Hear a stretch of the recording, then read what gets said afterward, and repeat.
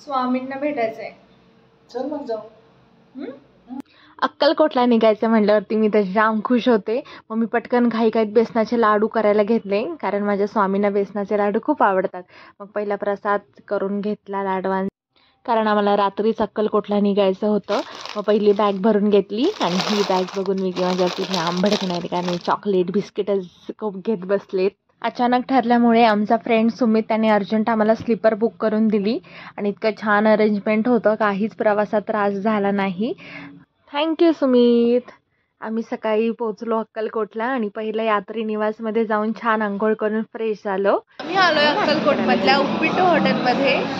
छान आहे इथे, खूप टेस्ट वगैरे क्वांटिटी. जरी आला तरी तुम्ही नक्की एकदा तरी इथे नाश्ता ट्राय करा. छान आहे ना इथला. नाव पण भारी नाही रे अप्पा, उप्पिटू. नाश्ता छान आहे पण नाव अजून चांगलं असतं. का आता काय मी त्याच्या बायकोच्या ह्याच्यावरती ठेवलं असतं ना, जसं मी तुझ्यावरती ठेवणार आहे. कसं ठेवणार? अय्या, माझ्या नावावरती ठेवणार आहेस तू नाव? काय ठेवणार? मी ठेवलं उप्पिटू, मी ठेवणार गपची तू. आता तुझा फोटो लावणार आणि खाली लिहा असं तुझ्याकडे हात करणार, गपची तू. जिकडे तिकडे माझी टिंगल करून झाल्यावर आता मला मस्का लावायला गजरा घेतला आणि स्वतःच माळून दिला साहेबांनी.